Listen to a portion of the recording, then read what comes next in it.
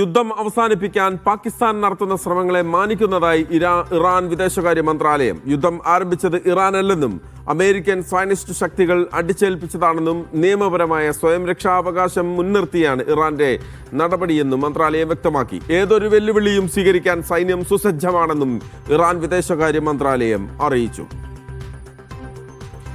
MCA Nasar ചേരുകയാണ് വിശദാംശങ്ങളുമായി.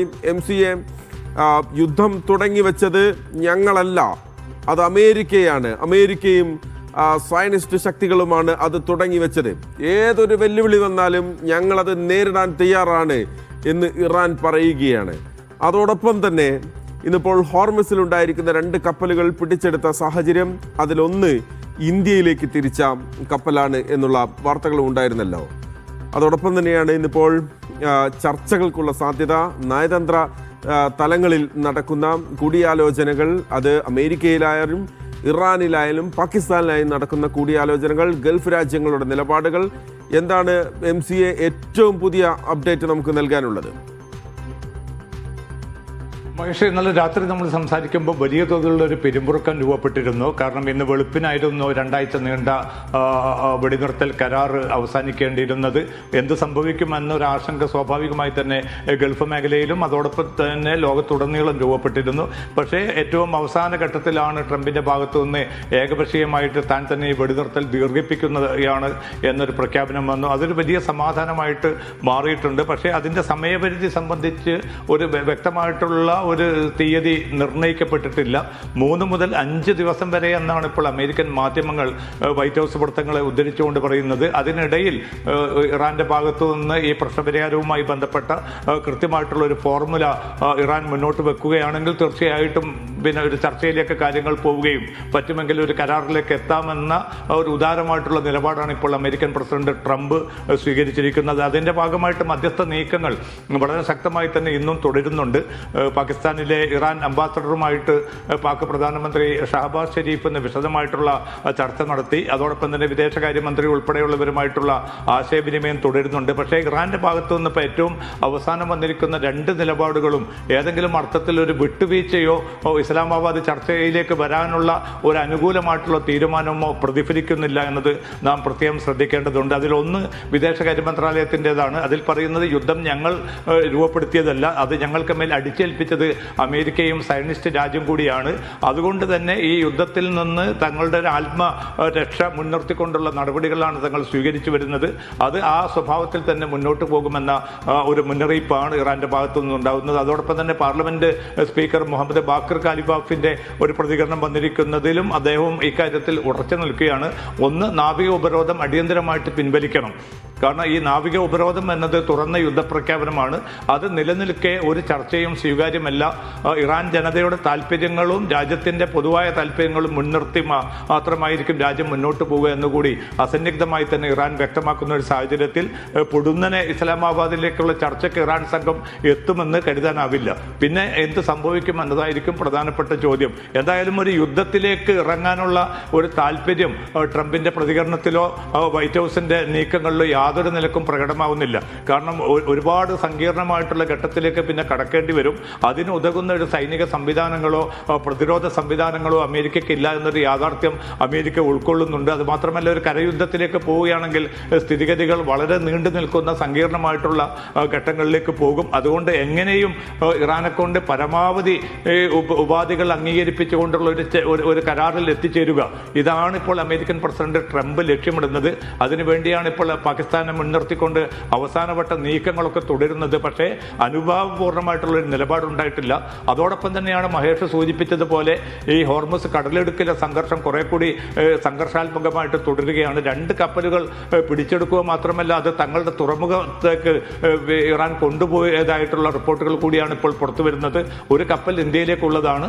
എന്തായാലും ആ കപ്പലുകൾ തങ്ങളുടെ മാർഗനിർദ്ദേശങ്ങൾ ലംഘിച്ച് മുന്നോട്ട് പോകാൻ തുനിഞ്ഞതാണ് അത് പിടിച്ചെടുക്കാൻ കാരണമെന്നാണ് IRGC വ്യക്തമാക്കുന്നത്. അതോടൊപ്പം തന്നെ ഒമാൻ സമുദ്രത്തിൽ പനാമ പതാക വഹിച്ച ഒരു കപ്പലിന് നേരെ ആക്രമണം ഉണ്ടാവുകയും വലിയ തോതിലുള്ള നാശനഷ്ടങ്ങൾ ആ കപ്പലിന് നേരിടുകയും ചെയ്തിരുന്നു.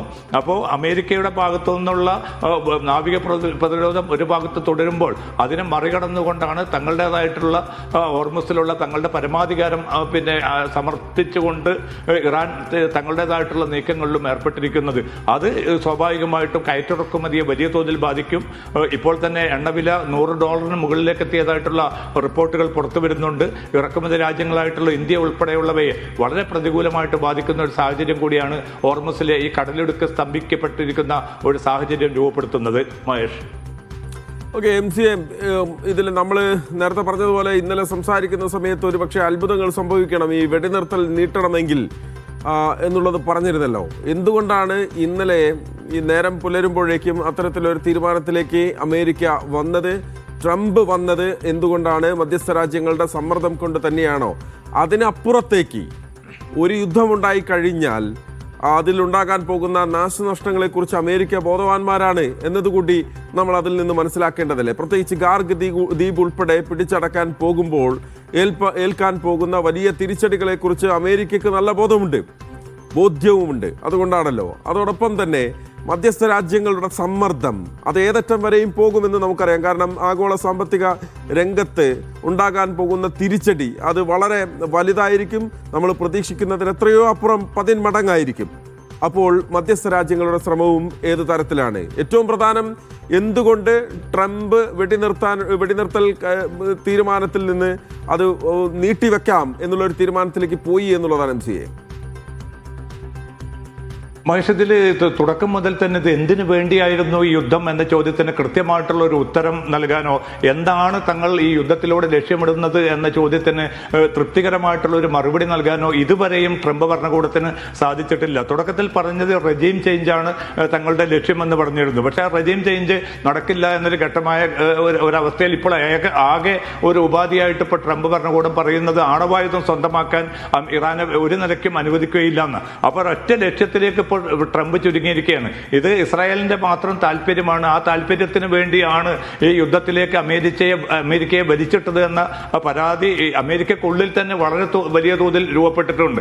അതുമാത്രമല്ല, ട്രംപിന്റെ ജനപ്രീതി വലിയ തോതിൽ ഇടിഞ്ഞുകൊണ്ടിരിക്കുകയാണ്. ഈ ഇറാൻ യുദ്ധത്തോടുകൂടി ഏറ്റവും ചുരുങ്ങിയ ഒരു അവസ്ഥയിലേക്ക് ആ ജനപ്രീതിയുടെ ഗ്രാഫ് താഴ്ന്നിരിക്കുന്ന ഒരു സാഹചര്യം കൂടി നിലനിൽക്കുന്നുണ്ട്. അതോടൊപ്പം തന്നെ ആഭ്യന്തര വിപണിയിൽ അമേരിക്കയിലും എണ്ണവില ഇന്ധനവില വലിയ തോതിൽ തന്നെ ഉയരുന്ന ഒരു സാഹചര്യം. ലോകരാജ്യങ്ങൾ, നാറ്റോ രാജ്യങ്ങൾ ഉൾപ്പെടെ ആരും തന്നെ ട്രംപിന്റെ ഈ ഒരു യുദ്ധത്തെ പിന്തുണയ്ക്കാതെ പോയതിന്റെ അവസ്ഥ. ഏറ്റവും പ്രധാനം, ഗൾഫ് മേഖലയിലെ രാജ്യങ്ങൾ പോലും ഈ ഒരു ഹോർമുസ് കടലിടുക്ക് സ്തംഭിപ്പിക്കുന്ന നീക്കത്തിനെതിരെ, അവിടെ നാവിക ഉപരോധം ഏർപ്പെടുത്തിയ അമേരിക്കയുടെ നീക്കത്തിനെതിരെ ഒക്കെയും വളരെ കടുത്ത വിയോജിപ്പാണ് പ്രകടിപ്പിക്കുന്നത്. കാരണം ഇത് സ്വതന്ത്രമായ ഒരു കപ്പൽപാതയായിട്ട് മുന്നോട്ട് പോയിട്ടില്ല എങ്കിൽ, തങ്ങളുടെ താല്പര്യങ്ങൾ അംഗീകരിച്ചിട്ടില്ല എങ്കിൽ അത് തങ്ങളുടെ സാമ്പത്തിക നിക്ഷേപ താല്പര്യങ്ങളെ, തങ്ങളുടെ കെട്ടുറപ്പിനെ, ഐക്യത്തെ എല്ലാം ബാധിക്കുമെന്ന മുന്നറിയിപ്പ് കൂടിയാണ് ഈ മേഖലയിലെ രാജ്യങ്ങൾ കൂടി നൽകുന്നത്. അതുകൊണ്ട് ആ ഒരു ഒറ്റപ്പെടൽ കൂടി മുൻനിർത്തിക്കൊണ്ടാണ്. കാരണം ഇറാൻ ചർച്ചയ്ക്ക് തയ്യാറാകാൻ വേണ്ടി പരമാവധി സൈനിക സമ്മർദ്ദം ഒരു ഭാഗത്ത് തുടർന്നു. പക്ഷെ അത് ഇറാൻ പൂർണ്ണമായിട്ട് അവഗണിച്ചു. പിന്നെയുള്ള ഏക മാർഗം എന്നത് യുദ്ധം പുനരാരംഭിക്കുകയാണ്. പക്ഷെ അതിന് ഉതകുന്ന ഒരു അനുകൂലമായിട്ടുള്ള സൈനിക സാഹചര്യമോ ഈ യുദ്ധം നീണ്ടുപോവുകയാണെങ്കിൽ അത് സൃഷ്ടിക്കാവുന്ന പ്രത്യാഘാതങ്ങളും എല്ലാം വിലയിരുത്തിയാണ് ഏറ്റവും അവസാന നിമിഷത്തിൽ ഈ ഒരു വെടിനിർത്തൽ ഏകപക്ഷീയമായി തന്നെ നീട്ടാൻ ട്രംപിനെ പ്രേരിപ്പിച്ച ഘടകം.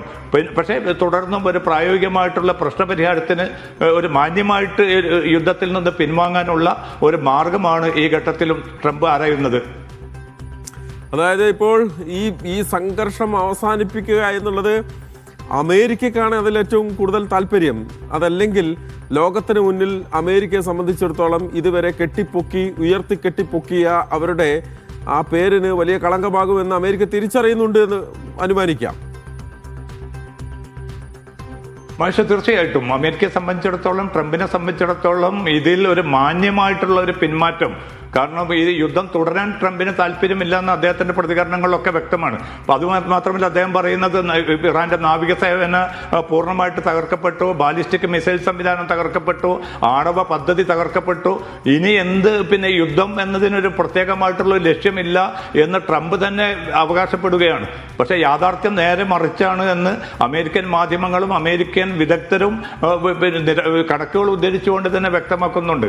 അതോടൊപ്പം തന്നെ പ്രതിരോധ സംവിധാനങ്ങൾ അമേരിക്കയുടേത് ഈ മേഖലയിൽ വളരെ വലിയ തോതിൽ ദുർബലപ്പെട്ടതായിട്ടുള്ള റിപ്പോർട്ടുകൾ കൂടി ഇന്നലെ പുറത്തു വന്നിരുന്നു. അപ്പോൾ ആ ഒരു സാഹചര്യത്തിൽ ഈ യുദ്ധം അനിശ്ചിതമായിട്ട് നീട്ടിക്കൊണ്ടുപോകാൻ അല്ലെങ്കിൽ അതുണ്ടാക്കുന്ന പ്രത്യാഘാതങ്ങൾ നേരിടാൻ തൽക്കാലം ട്രംപിന് താല്പര്യമില്ല. അതേസമയം ഇറാന്റെ ഭാഗത്തു നിന്ന് ഇറാൻ ഒരു മേൽക്കോയ്മ കിട്ടി എന്ന ഒരു പ്രതീതി ഇല്ലാതാക്കണമെങ്കിൽ ഈ യുദ്ധം അവസാനിക്കുകയും വേണം. അതാണ് ഇപ്പോൾ പാകിസ്ഥാനെ മുൻനിർത്തിക്കൊണ്ടുള്ള ഈ മധ്യസ്ഥ നീക്കങ്ങളിലൂടെ പിന്നെ ട്രംപ് ഭരണകൂടം ആഗ്രഹിക്കുന്നത്. അത് നടപ്പായി കിട്ടും എന്നൊരു പ്രതീക്ഷയിലാണ് ഈ ഘട്ടത്തിലും ട്രംപ് നിലയുറപ്പിച്ചിരിക്കുന്നത്. പക്ഷേ ചർച്ചകളോട് ഈ സ്വഭാവത്തിലുള്ള ഒരു തിരസ്കാരം ഇറാൻ തുടരുകയാണെങ്കിൽ തീർച്ചയായിട്ടും ഈ സങ്കീർണമായിട്ടുള്ള ഒരു അവസ്ഥ തന്നെയായിരിക്കും അടുത്ത കുറേ ദിവസങ്ങളെങ്കിലും തുടരുക. Yes, thank you. MC നാസറാണ് വളരെ വിശദമായ വിവരങ്ങൾ നൽകിയിരിക്കുന്നത്. അമേരിക്കയെ സംബന്ധിച്ചിടത്തോളം ഈ യുദ്ധം അവസാനിക്കേണ്ടത്, ഈ സംഘർഷം അവസാനിക്കേണ്ടത് ഇപ്പോൾ അമേരിക്കയുടെ പ്രഥമ ആവശ്യമായി തന്നെ മാറുകയാണ്. കാരണം അവർ ഇറാനിൽ ചെന്ന് അവിടെ വിറപ്പിച്ച് പോകാം എന്ന് കരുതിയാണ് ഒരു പക്ഷേ ഇതിനെല്ലാം തുടക്കം കുറിച്ചത്. പക്ഷേ അങ്ങനെയല്ല കാര്യങ്ങൾ. ഇറാൻ അവിടെ നൽകിയിരിക്കുന്ന അമേരിക്കയ്ക്ക് നൽകിയിരിക്കുന്ന തിരിച്ചടികൾ ചെറുതല്ല. മാത്രമല്ല, ഗൾഫ് രാജ്യങ്ങളിലേക്ക് ഇറാന്റെ ഭാഗത്തു നിന്നുള്ള ആക്രമണം, ആ ആക്രമണം അത് ഗൾഫ് രാജ്യങ്ങളിലാകെ വലിയ തോതിൽ ആശങ്ക പടർത്തിയ ഒരു കാര്യമാണ്. അതിൻ്റെ ഒരു സമ്മർദ്ദവും സ്വാഭാവികമായിട്ടും അമേരിക്കയ്ക്കുണ്ട്. അതുകൊണ്ട് തന്നെയാണ് മധ്യസ്ഥ ശ്രമങ്ങൾക്ക് ഇല്ല എന്ന് ഇറാൻ പറഞ്ഞതിന് ശേഷവും വെടിനിർത്തൽ കരാർ അത് ദിവസങ്ങളോളം ഇനി നീട്ടാം, അനിശ്ചിത കാലത്തേക്ക് നീട്ടാം എന്നുള്ള ഒരു തീരുമാനത്തിൽ ട്രംപ് എത്തിയിരിക്കുന്നത് എന്ന് നമുക്ക് അതിനെ കാണേണ്ടി വരും. അതേ സമയത്ത് തന്നെയാണ് ഇറാൻ അവരുടെ കടുത്ത നടപടികളുമായി തന്നെ മുന്നോട്ട് പോവുകയാണ്. ഇന്നിപ്പോൾ ഹോർമുസ് കടലിടുക്കിലുണ്ടായ സംഘർഷം അതിൻ്റെ സൂചനയാണ്. പെർമിറ്റ് ഇല്ല എന്ന് ചൂണ്ടിക്കാട്ടി ഹോർമുസ് വഴി കടന്നുപോയ 2 കപ്പലുകളെ, വിദേശ കപ്പലുകളെ ഇറാൻ സേന ഇന്ന് പിടിച്ചെടുത്തു. ഇറാന്റെ കപ്പലിൽ US സൈന്യം പ്രവേശിച്ച് പിടിച്ചെടുത്തതിന് പിന്നാലെയാണ് ഇറാന്റെ നീക്കവും എന്നുള്ളത് നമ്മൾ കാണേണ്ടതാണ്. ഇതോടെ ഹോർമുസിൽ നിയന്ത്രണം ശക്തമാക്കുകയാണ് ഇറാനും. കപ്പലുകൾ യാത്രക്ക് ഭയക്കുന്നതോടെ പുതിയ സാഹചര്യം US മേൽ ആഗോളതലത്തിൽ തന്നെ വലിയ തോതിൽ സമ്മർദ്ദമുണ്ടാക്കുമെന്ന കാര്യത്തിലും സംശയമില്ല. അമേരിക്കൻ പ്രസിഡന്റ് ഡൊണാൾഡ് ട്രംപ് ഇറാനുമായുള്ള വെടിനിർത്തൽ നീട്ടിയതായി പ്രഖ്യാപിച്ച് മണിക്കൂറുകൾക്ക് ശേഷമാണ് ഹോർമൂസ് കടലിടുക്കിൽ 2 വിദേശ വാണിജ്യ കപ്പലുകൾ കൂടി ഇറാൻ പിടിച്ചെടുത്തത്. അന്താരാഷ്ട്ര സമുദ്ര നിയമങ്ങൾ ലംഘിച്ചുവെന്നും ആവശ്യമായ മുൻകൂർ അനുമതികളില്ലാതെ തന്ത്രപ്രധാനമായ ജലപാതയിലേക്ക് പ്രവേശിച്ചുവെന്നുമാണ് IRGCയുടെ വിശദീകരണം. പിടിച്ചെടുത്ത കപ്പലുകളെ ഇറാൻ തീരത്തേക്ക് മാറ്റിയതായാണ് റിപ്പോർട്ടുകൾ.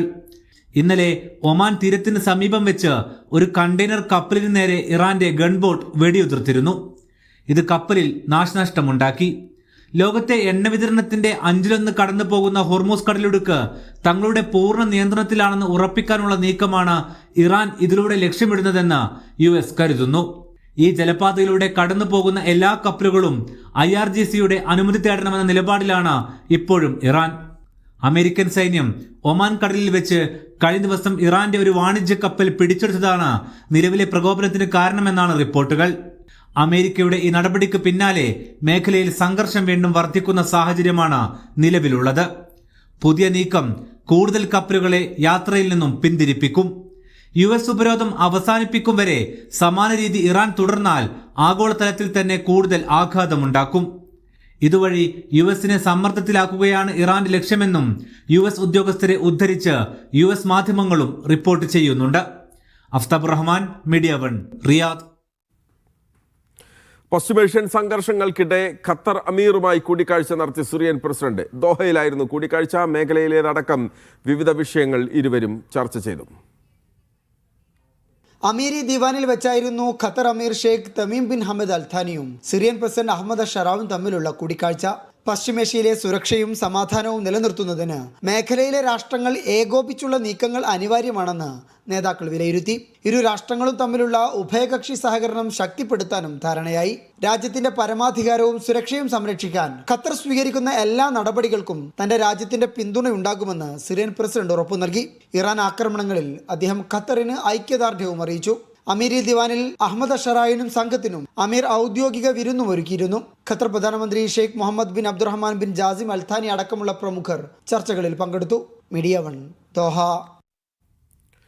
പ്രസിഡന്റ് ഡൊണാൾഡ് ട്രംപ് ആവശ്യമില്ലെന്ന് പറഞ്ഞ യുക്രൈന്റെ ഡ്രോൺ പ്രതിരോധ സംവിധാനം ഗൾഫിലെത്തിച്ച അമേരിക്ക. ഗൾഫിലെ US താവളങ്ങളിൽ പ്രതിരോധ സംവിധാനം അമേരിക്കൻ സൈന്യം ഉപയോഗിച്ചു തുടങ്ങി.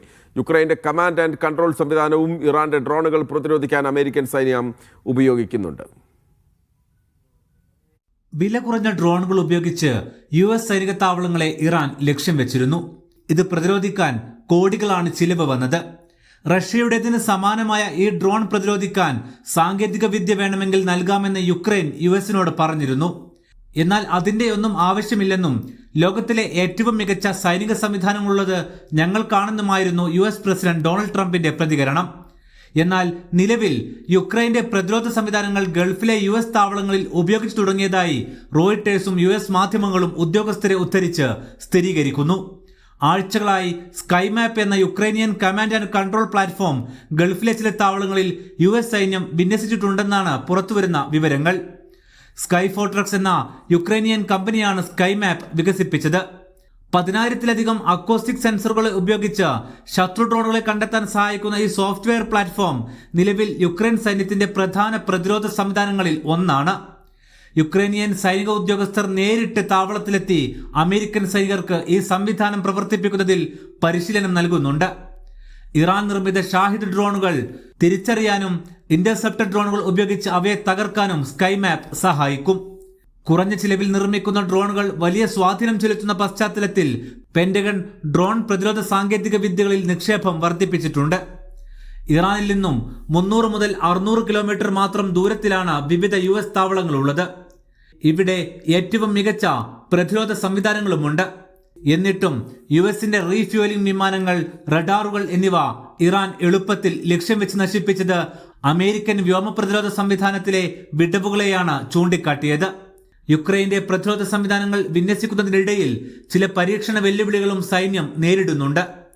അടുത്തിടെ നടന്ന ഒരു പരീക്ഷണത്തിനിടെ നിയന്ത്രണം നഷ്ടപ്പെട്ട ഒരു ഇന്റർസെപ്റ്റർ ഡ്രോൺ US സൈനിക താവളത്തിലെ ശൗചാലയ ബ്ലോക്കിലേക്ക് ഇടിച്ചു കയറിയതായും റോയിട്ടേഴ്സ് റിപ്പോർട്ട് ചെയ്യുന്നുണ്ട്.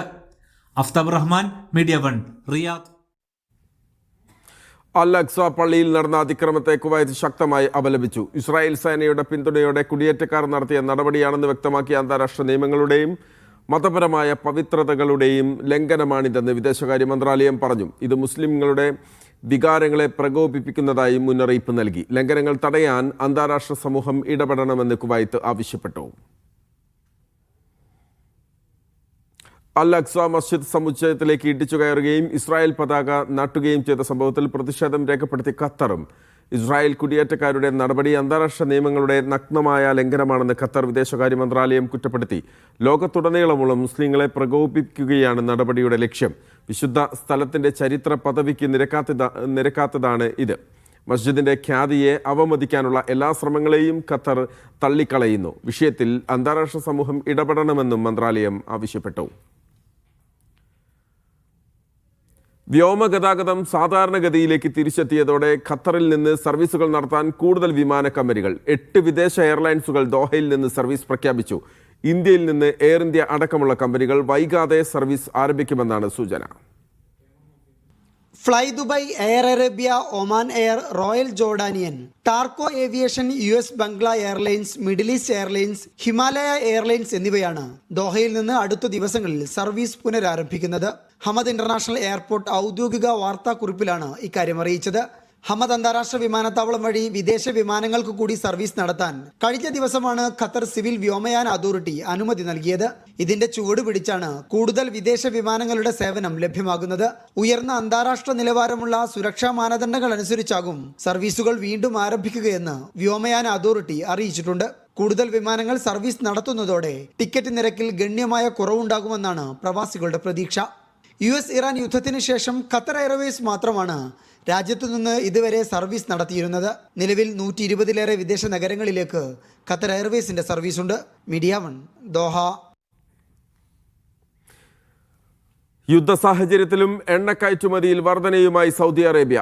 ഫെബ്രുവരിയിലെ കണക്കുകളാണ് പുറത്തു വന്നത്. മുൻ മാസത്തെ അപേക്ഷിച്ച് 4% വർധനവാണ് ഹോർമോസ് പ്രതിസന്ധി മറികടക്കാൻ ബദൽ മാർഗങ്ങൾ സ്വീകരിച്ചതും നേട്ടത്തിന് കാരണമായിട്ടുണ്ട്. ആഗോള വിപണിയിൽ വീണ്ടും കരുത്തറിയിച്ചിരിക്കുകയാണ് സൗദി. അസംസ്കൃത എണ്ണ കയറ്റുമതിയിലാണ് വലിയ മുന്നേറ്റം.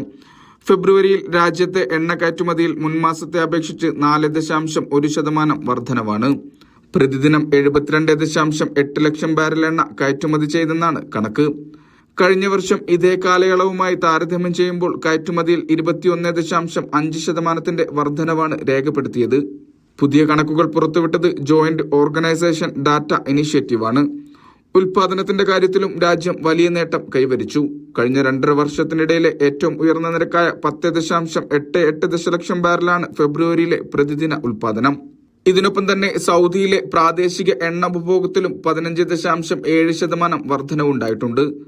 ഹോർമൂസ് പ്രതിസന്ധി മറികടക്കാൻ ബദൽ മാർഗങ്ങളായ Yanbu, East West pipeline എന്നിവ ഉപയോഗിച്ചതും നേട്ടത്തിന് കാരണമായിട്ടുണ്ട്. Mishal Cherpulassery, media 1, Riyadh. Kuwait എണ്ണ വില ബാരലിന് $4.87 കുറഞ്ഞ് $93.64 നേരത്തെ $98.51 ആയിരുന്ന വിലയിലാണ് ഇടിവ് രേഖപ്പെടുത്തിയതെന്ന് കുവൈത്ത് പെട്രോളിയം കോർപ്പറേഷൻ അറിയിച്ചു. ആഗോള വിപണിയിൽ ബ്രന്റ് ക്രൂഡ് വില ഉയർന്ന് $99.67 US west Texas intermediate crude $92.13 റിപ്പോർട്ടുകൾ പറയുന്നു. എണ്ണ മേഖലയിലെ കാര്യക്ഷമതയും സുരക്ഷയും വർദ്ധിപ്പിക്കാൻ AI സാങ്കേതിക വിദ്യയ്ക്ക് പ്രാധാന്യം നൽകി കുവൈത്ത് AI സംയോജിപ്പിക്കുന്ന പുതിയ പദ്ധതി ആരംഭിച്ചതായി എണ്ണ മന്ത്രാലയം അറിയിച്ചു. പര്യവേക്ഷണവും ഡ്രില്ലിംഗും ഉൾപ്പെടെ വിവിധ മേഖലകളിൽ AI ഉപയോഗിക്കും. ഡാറ്റ വിശകലനം വഴി ഉൽപാദനക്ഷമത വർദ്ധിപ്പിക്കാനും അപകട സാധ്യത കുറയ്ക്കാനുമാണ് ലക്ഷ്യം. ലോജിസ്റ്റിക്സ്, വിതരണ ശൃംഖലകളിലും AI പ്രയോഗം വ്യാപിപ്പിക്കുന്നതായി അധികൃതർ വ്യക്തമാക്കി. ഇന്ത്യൻ അംബാസിഡർ പരിമിത ത്രിപാഠി കുവൈത്ത് എണ്ണ മന്ത്രിയുമായി കൂടിക്കാഴ്ച നടത്തി. താരിഖ് അൽ റൂമിയുമായുള്ള കൂടിക്കാഴ്ചയിൽ ഉഭയകക്ഷി സഹകരണം ചർച്ചയായി. പര്യവേക്ഷണം, ഉൽപാദനം, ശുദ്ധീകരണം ഉൾപ്പെടെ വിവിധ മേഖലകളെക്കുറിച്ച് ചർച്ചകൾ നടന്നു. ഹൈഡ്രോ കാർബൺ മൂല്യശൃംഖലയിലെ സഹകരണം വർദ്ധിപ്പിക്കാനും ഇരുപക്ഷവും സമ്മതിച്ചു.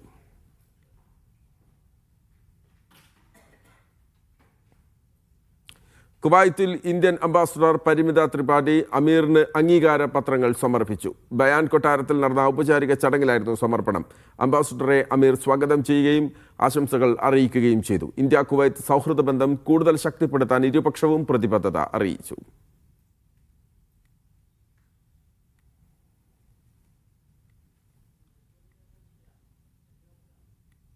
നിയമലംഘനങ്ങൾക്ക് പിഴ ഈടാക്കും മുൻപ് തെറ്റ് തിരുത്താൻ അവസരം നൽകുന്ന നിയമം നടപ്പാക്കി സൗദി അറേബ്യ.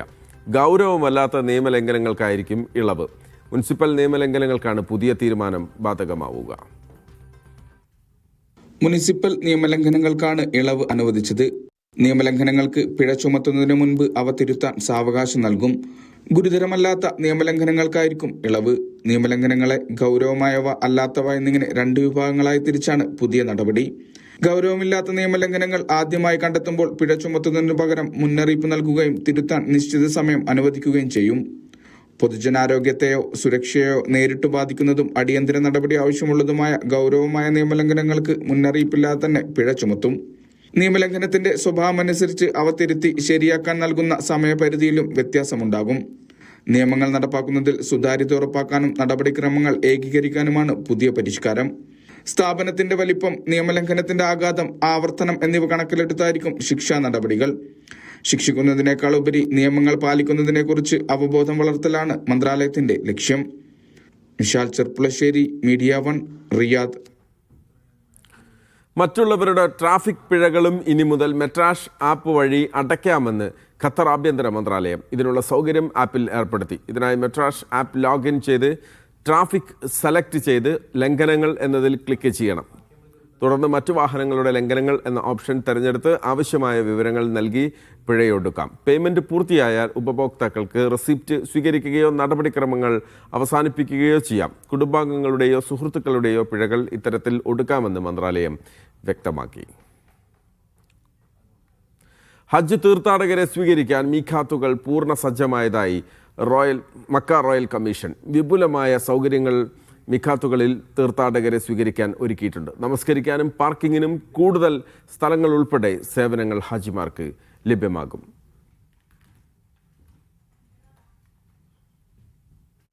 മക്കയിൽ പ്രവേശിക്കുന്നതിന് മുൻപ് തീർത്ഥാടകർ ഇഹ്റാമിൽ പ്രവേശിക്കേണ്ട സ്ഥലങ്ങളാണ് മീഖാത്തുകൾ. ഹജ്ജിന്റെ ഭാഗമായി ലക്ഷക്കണക്കിന് വിശ്വാസികൾ മീഖാത്ത് വഴി മക്കയിലെത്തും.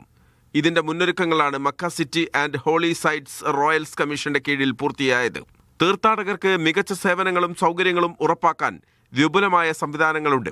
ഒരേ സമയം 6600 പുരുഷന്മാർക്കും 3200 സ്ത്രീകൾക്കും പ്രാർത്ഥന നിർവഹിക്കാനുള്ള സൗകര്യമൊരുക്കി.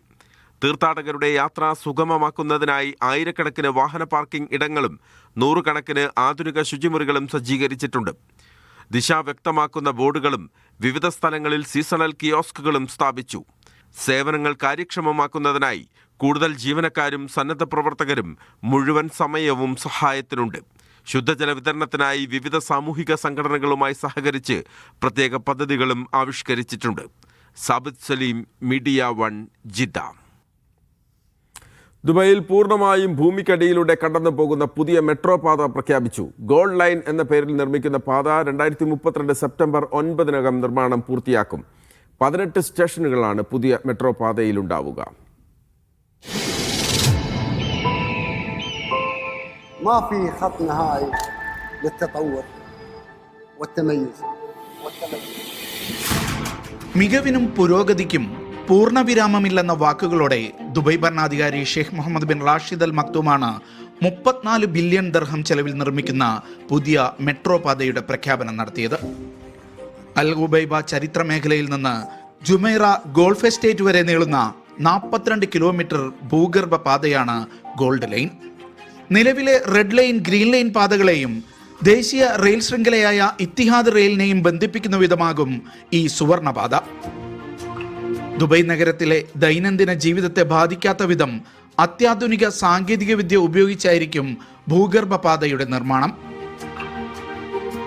ദുബൈയിലെ 15 തന്ത്രപ്രധാന മേഖലയിലെ 55 താമസ മേഖലകളിലൂടെ കടന്നുപോകുന്ന ഗോൾഡ് ലൈനിൽ 18 മെട്രോ സ്റ്റേഷനുകൾ ഉണ്ടാകും. ദിവസം 4,65,000 പേർക്ക് യാത്ര ചെയ്യാൻ കഴിയുന്ന വിധമായിരിക്കും പുതിയ പാത. ദുബായ് മെട്രോയ്ക്ക് 23 വയസ്സ് തികയുന്ന 9/9/2032 ഗോൾഡ് ലൈൻ യാത്രക്കാർക്ക് തുറന്നുകൊടുക്കുമെന്നാണ് പ്രഖ്യാപനം. Media 1, Dubai. കുവൈത്തിൽ തൊഴിലാളികളുടെ ഒത്തുചേരലിനെ കുറിച്ച് അന്വേഷണം ആരംഭിച്ചു. മനുഷ്യക്കടത്ത് സംശയത്തെ തുടർന്ന് കേസ് ക്രിമിനൽ ഇൻവെസ്റ്റിഗേഷൻ വകുപ്പിന് റഫർ ചെയ്തു. പബ്ലിക് അതോറിറ്റി ഫോർ മാൻ പവറിന്റെ ആസ്ഥാനത്തിന് പുറത്തുണ്ടായ സംഭവത്തിലാണ് നടപടി. അതിനിടെ തൊഴിലാളികളെ സുരക്ഷിത കേന്ദ്രങ്ങളിലേക്ക് മാറ്റി സംരക്ഷണം നൽകി. പ്രാഥമിക അന്വേഷണത്തിൽ തൊഴിൽ നിയമലംഘനങ്ങൾ കണ്ടെത്തിയതായി അധികൃതർ അറിയിച്ചു.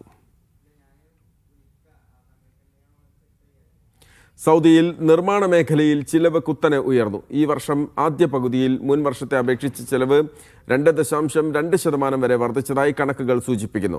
നിർമ്മാണ സാമഗ്രികളുടെ വില വർധനവും തൊഴിലാളികളുടെ വേതന വർധനവും ചിലവ് ഉയരാൻ കാരണമായതായി റിപ്പോർട്ട് വ്യക്തമാക്കുന്നു. സൗദി അറേബ്യയിൽ ഈ വർഷം ആദ്യപാദത്തിൽ നിർമ്മാണ ചെലവിൽ മുൻവർഷത്തെ അപേക്ഷിച്ച് 2% വർധനവ് രേഖപ്പെടുത്തി. ഉപകരണങ്ങളുടെ വാടക, തൊഴിലാളികളുടെ വേതനം, ഊർജ്ജ നിരക്ക് എന്നിവയിലുണ്ടായ വർധനവാണ് നിരക്ക് വർധനവിന് പ്രധാന കാരണമായി ചൂണ്ടിക്കാണിക്കപ്പെടുന്നത്. താമസ സ്ഥലങ്ങളുടെ നിർമ്മാണ ചെലവ് 1.9%, വാണിജ്യാവശ്യങ്ങൾക്കുള്ള കെട്ടിടങ്ങളുടെ നിർമ്മാണ ചെലവ് 2.2% വർദ്ധിച്ചു. തൊഴിലാളികളുടെ വേതനം 2.7% വരെ വർധനവുണ്ടായി. ഊർജ്ജ നിരക്കുകൾ 3% ഇക്കാലയളവിൽ ഉയർന്നു.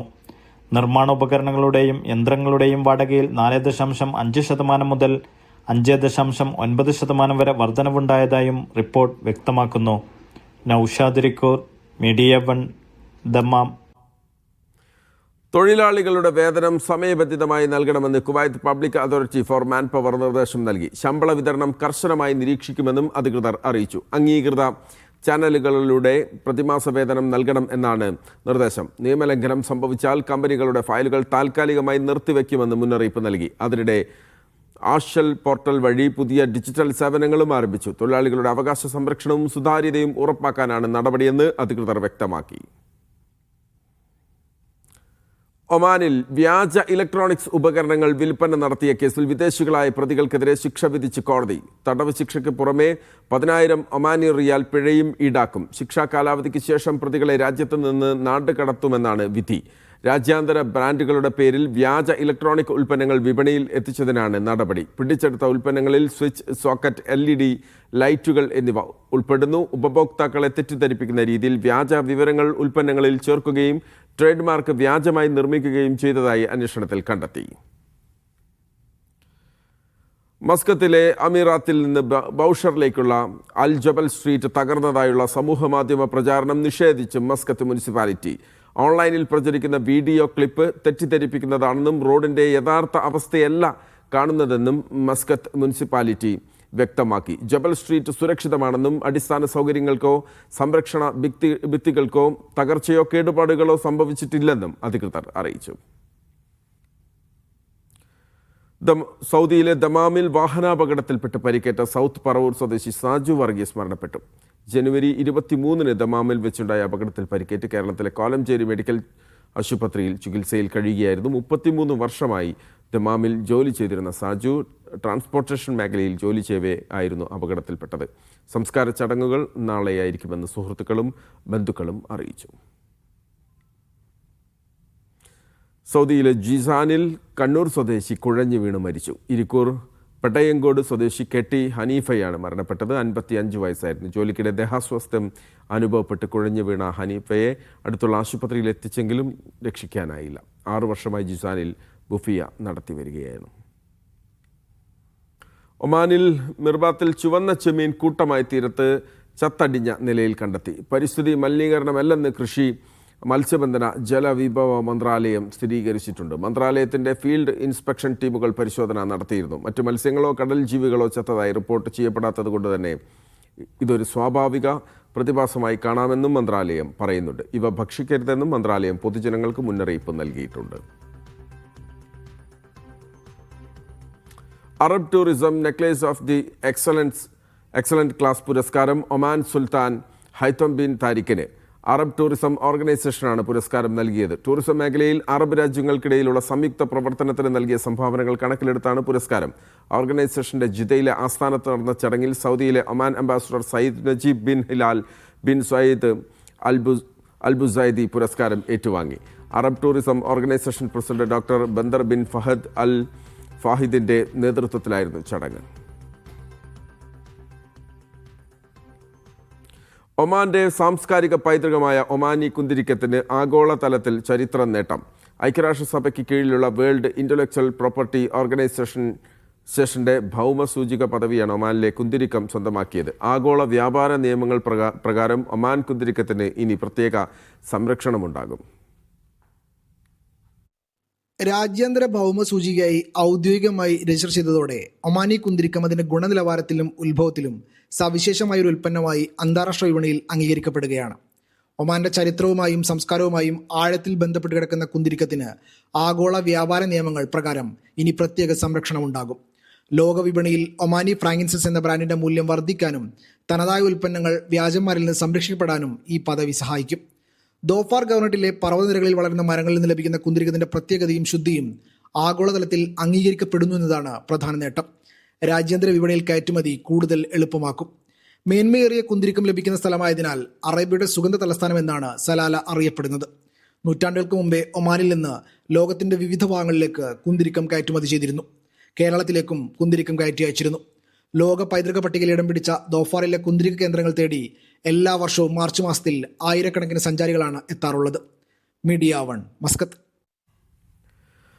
വിവിധ രാജ്യങ്ങളിലെ വേറിട്ട രുചി വൈവിധ്യങ്ങൾ ഒരുക്കുന്ന ലുലു വേൾഡ് ഫുഡ് ഫെസ്റ്റിവലിന് നാളെ സൗദിയിൽ തുടക്കമാകും. 14 ദിവസങ്ങൾ നീണ്ടു നിൽക്കുന്ന ഫെസ്റ്റിന്റെ ഉദ്ഘാടനം നടൻ ധ്യാൻ ശ്രീനിവാസൻ നിർവഹിക്കും. ഈ മാസം 24-ന് റിയാദ് മുറബയിലെ അവന്യൂ മാളിലായിരിക്കും ഉദ്ഘാടന ചടങ്ങ്. രുചി വൈവിധ്യങ്ങൾക്ക് പുറമെ വ്യത്യസ്ത ഓഫറുകളും ഫെസ്റ്റിന്റെ ഭാഗമായി ലഭ്യമാകും. നാളെ മുതൽ 14 ദിവസം നീളുന്നതായിരിക്കും ലുലു വേൾഡ് ഫുഡ് ഫെസ്റ്റിവൽ. ഫെസ്റ്റിന്റെ ഔദ്യോഗിക ഉദ്ഘാടനം 24-ാം തീയതി വൈകിട്ട് 7 മണിക്ക് റിയാദ് മുറബയിലെ അവന്യൂ മാളിൽ നടക്കും. നടൻ ധ്യാൻ ശ്രീനിവാസൻ ഉദ്ഘാടനം ചെയ്യും. ജിദ്ദയിലെ council general Filipino consulate Romel Eromato Thailand consul general Banpot Ujjin തുടങ്ങിയവർ ചേർന്ന് ദമ്മാം ഷാത്തിയിലുള്ള ലുലു ഹൈപ്പർ മാർക്കറ്റിലും ഫെസ്റ്റിന്റെ ഉദ്ഘാടനം നിർവഹിക്കും.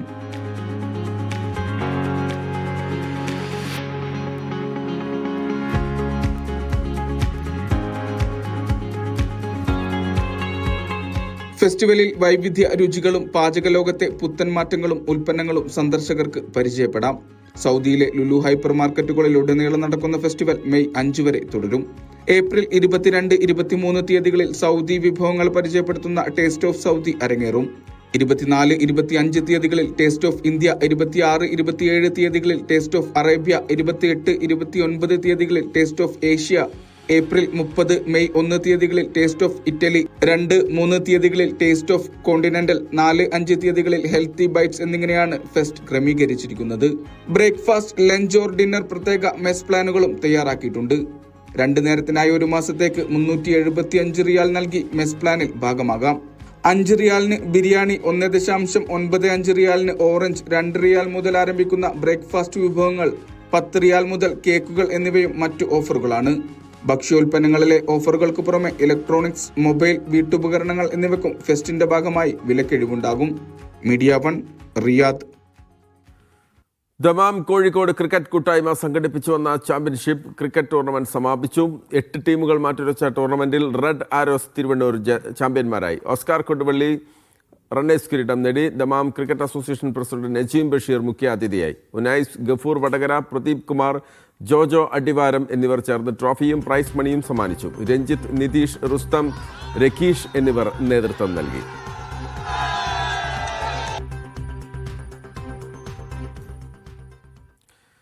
റാസൽ ഖൈമ ജയിൽ വകുപ്പിന്റെ വിദ്യാഭ്യാസ പദ്ധതിക്ക് യുനെസ്കോ അംഗീകാരം. തടവിൽ കഴിയുന്നവർക്ക് ശിക്ഷാ കാലയളവിൽ ഏർപ്പെടുത്തിയ വിദ്യാഭ്യാസ പദ്ധതിയാണ് യുനെസ്കോയുടെ അംഗീകാരം നേടിയത്.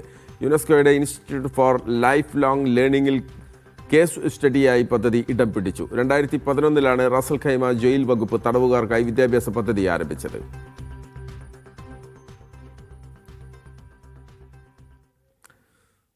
ദുബായിൽ 737 ബസ് ഡ്രൈവർമാർക്ക് ആദരം. പൊതുഗതാഗത രംഗത്ത് ഏറ്റവും മികച്ച പ്രകടനം കാഴ്ചവെച്ച ബസ് ഡ്രൈവർമാരെയാണ് ദുബായ് റോഡ് ട്രാൻസ്പോർട്ട് ആദരിച്ചത്. സുരക്ഷ, ഡ്രൈവിംഗിലെ അച്ചടക്കം, കാര്യക്ഷമത എന്നിവ വിലയിരുത്തിയാണ് മികച്ച ഡ്രൈവർമാരെ തെരഞ്ഞെടുത്തത്.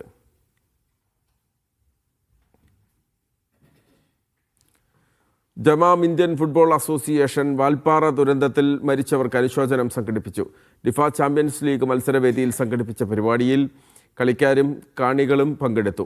ഡിഫ പ്രസിഡന്റ് ഷമീർ കൊടിയത്തൂർ, റഷീദ് ചേന്നമംഗലൂർ, ജുനൈദ് നീലേശ്വരം എന്നിവർ പങ്കെടുത്തു. മലപ്പുറം പാങ് LP സ്കൂളിലെ അധ്യാപകരുടെയും സഹപ്രവർത്തകരുടെയും വിയോഗത്തിൽ അഗാധമായ ദുഃഖവും അനുശോചനവും രേഖപ്പെടുത്തുന്നതായി ഭാരവാഹികൾ പറഞ്ഞു. വൽപ്പാറയിലെ വാഹനാപകടത്തിൽ മരിച്ച GLP സ്കൂളിലെ അധ്യാപകർക്കും ജീവനക്കാർക്കും ജിദ്ദ പാങ് കൂട്ടായ്മ അനുശോചന പരിപാടി സംഘടിപ്പിച്ചു. നാടിനെ നടുക്കിയ വിയോഗത്തിൽ പ്രദേശവാസികളുടെ ഓർമ്മകൾ പങ്കുവയ്ക്കുന്നതായിരുന്നു പരിപാടി. ഉബൈ തങ്ങൾ, മേലാറ്റൂർ നൌഫൽ കൊണ്ടോത്ത്, SC മുജീബ്, ബഷീർ മൗലവി എന്നിവർ സംസാരിച്ചു. മുഹമ്മദ് മുസ്ലിയാർ, ബഷീർ മൗലവി എന്നിവർ പ്രാർത്ഥനയ്ക്ക് നേതൃത്വം നൽകി. ജിദ്ദയിലെ വിവിധ സംഘടനാ നേതാക്കളും സംബന്ധിച്ചു. UAEയിൽ ഫ്ലൈയിങ് ടൈഗർ കോപ്പൻഹാഗൻ കമ്പനിയുടെ ഗ്ലാസുകൾ ഉപയോഗിക്കരുതെന്ന് ഉപഭോക്താക്കൾക്ക് മന്ത്രാലയത്തിന്റെ നിർദ്ദേശം. പാനീയങ്ങൾ കുടിക്കാൻ ഉപയോഗിക്കുന്ന ഈ ഗ്ലാസിലെ ചിത്രപ്പണികളിൽ ആരോഗ്യത്തിന് ഹാനികരമായ വിധം ലെഡും കാഡ്മിയവും കണ്ടെത്തിയ പശ്ചാത്തലത്തിലാണ് നിർദ്ദേശം. യുവ മലയാളി ഡോക്ടർ അബുദാബിയിൽ അന്തരിച്ചു. മലപ്പുറം പെരുമ്പടപ്പ് പുത്തൻപള്ളി സ്വദേശി ഡോക്ടർ മുന്നാസ് മുഹമ്മദ് അലിയാണ് മരിച്ചത്. 32 വയസ്സായിരുന്നു. അബുദാബി NMDCയിലെ LLH മെഡിക്കൽ സെൻ്ററിൽ ജനറൽ ഫിസിഷ്യനാണ്. മൃതദേഹം നാട്ടിലേക്ക് കൊണ്ടുപോകുമെന്ന് ബന്ധുക്കൾ അറിയിച്ചു. തൃശൂർ മുണ്ടത്തിക്കോട് വെടിക്കെട്ട് ദുരന്തത്തിലെ ഇരകൾക്ക് സഹായം പ്രഖ്യാപിച്ച് Lulu group chairman MA Yusuff Ali. അപകടത്തിൽ മരിച്ചവരുടെ കുടുംബത്തിന് 1 ലക്ഷം രൂപ വീതം സഹായം നൽകും. പരിക്കേറ്റവർക്ക് 50,000 രൂപ വീതവും സഹായം എത്തിക്കും. തൃശൂർ ജില്ലാ കളക്ടർ മുഖേനയാകും ഇരകൾക്ക് സഹായം എത്തിക്കുകയെന്ന് യൂസഫ് അലി സാമൂഹിക മാധ്യമങ്ങളിലൂടെ അറിയിച്ചു.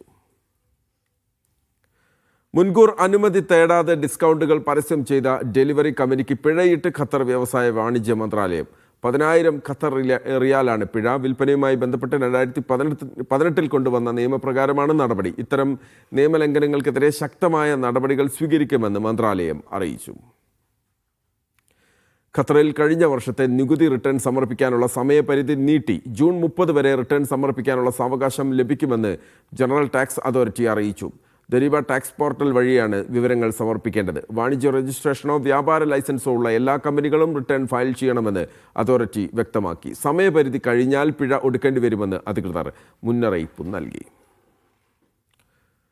പ്രവാസികളുടെ ഡ്രൈവിംഗ് ലൈസൻസിനുള്ള നിയന്ത്രണങ്ങൾ ഏർപ്പെടുത്തണമെന്ന് നിർദ്ദേശിക്കുന്ന നിയമ ഭേദഗതികൾക്ക് ബഹ്റൈൻ പാർലമെന്റിൽ അംഗീകാരം. കർശനമായ നിബന്ധനകൾ ഉൾപ്പെടുത്തിയ 2 ട്രാഫിക് നിയമ ഭേദഗതികൾ തുടർ അംഗീകാരത്തിനായി ഷൂറ കൗൺസിലിന് കൈമാറും.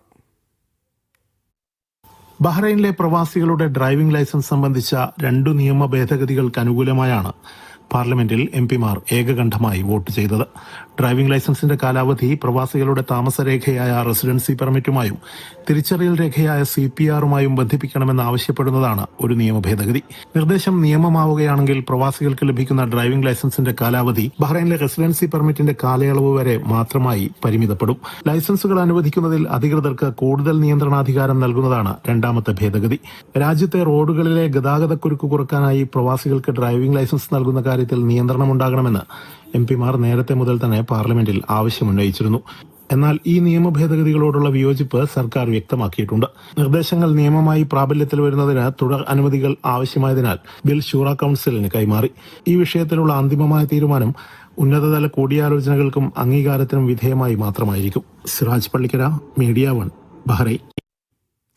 ഇറാനുമായുള്ള എല്ലാവിധ രാഷ്ട്രീയ, നയതന്ത്ര, സാമ്പത്തിക, കായിക ബന്ധങ്ങളും പൂർണ്ണമായും വിച്ഛേദിക്കാനും ഇറാനിയൻ ഉൽപ്പന്നങ്ങൾ ബഹിഷ്കരിക്കാനുമുള്ള അടിയന്തര പ്രമേയം പാസാക്കി ബഹ്റൈൻ പാർലമെന്റ്. ഇരു രാജ്യങ്ങൾക്കുമിടയിലുള്ള എല്ലാ വിമാന, കപ്പൽ ഗതാഗതങ്ങളും നിർത്തലാക്കണമെന്നും എല്ലാത്തരം ചരക്കുകളും രാജ്യത്തേക്ക് പ്രവേശിക്കുന്നത് നിരോധിക്കണമെന്നും ടെഹ്റാനുമായുള്ള വ്യാപാര ബന്ധങ്ങൾ ഉടനടി അവസാനിപ്പിക്കണമെന്നും പ്രമേയം ആവശ്യപ്പെട്ടു. ഇറാൻ നടത്തുന്ന കടന്നുകയറ്റങ്ങൾക്കും ആവർത്തിച്ചുള്ള ഭീഷണികൾക്കുമെതിരെ ശക്തമായ നടപടി വേണമെന്ന ആഹ്വാനത്തോടെയാണ് എംപിമാർ ഏകകണ്ഠമായി പ്രമേയത്തിന് അനുകൂലമായി വോട്ട് ചെയ്തത്. ഇറാനെ പൂർണ്ണമായി ബഹിഷ്കരിക്കണം എന്ന പ്രമേയവുമായി ബഹ്റൈൻ പാർലമെന്റ് വിമാന, കപ്പൽ ഗതാഗതം നിർത്തലാക്കണമെന്നും ആവശ്യപ്പെട്ടു. സൗദിയിലെ റിയാദിൽ ഡ്രൈവറായി ജോലി ചെയ്തിരുന്ന മലപ്പുറം സ്വദേശി മരണപ്പെട്ടു. പെരിന്തൽമണ്ണ എലംകുളം സ്വദേശി ഷാജഹാൻ ഖുറൈഷിയാണ് മരണപ്പെട്ടത്. 44 വയസ്സായിരുന്നു. ജോലി ചെയ്തിരുന്ന വാഹനത്തിൽ മരിച്ച നിലയിൽ കണ്ടെത്തുകയായിരുന്നു. പോസ്റ്റ്മോർട്ടം നടപടികൾ പൂർത്തിയാക്കി. മരണത്തിൽ അസ്വാഭാവികത ഇല്ലെന്നും ഹൃദയാഘാതമാണ് മരണകാരണമെന്നും പോലീസ് അറിയിച്ചു. വാഹനം അകത്തുനിന്നും ലോക്ക് ചെയ്യപ്പെട്ട നിലയിലായിരുന്നു. സിവിൽ ഡിഫൻസ് എത്തി വാഹനം തുറന്നാണ് ഇദ്ദേഹത്തെ ആശുപത്രിയിലെത്തിച്ചത്. കിങ് സൗദ് മെഡിക്കൽ സിറ്റി ഷുമൈഷി മോർച്ചറിയിൽ സൂക്ഷിച്ചിരിക്കുന്ന മൃതദേഹം റിയാദിലെ നസീം ഖബർസ്ഥാനിൽ ഇന്ന് ഖബറടക്കി. UAEയിൽ വേൾഡ് എർത്ത് ഡേ ആഘോഷിച്ച് മാഫയർ മിഡിൽ ഈസ്റ്റ്.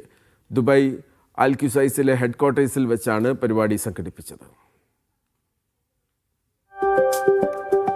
പരിസ്ഥിതി സംരക്ഷണത്തിന്റെ പ്രാധാന്യം മുന്നിൽ കണ്ട് എല്ലാ ജീവനക്കാർക്കും തൈകൾ വിതരണം ചെയ്താണ് മാഫയർ Middle East World Earth Day സംഘടിപ്പിച്ചത്. തൈ നട്ടുകൊണ്ട് കമ്പനിയുടെ CFO മുഹമ്മദ് നബീൽ ചടങ്ങിന്റെ ഉദ്ഘാടനം നിർവഹിച്ചു.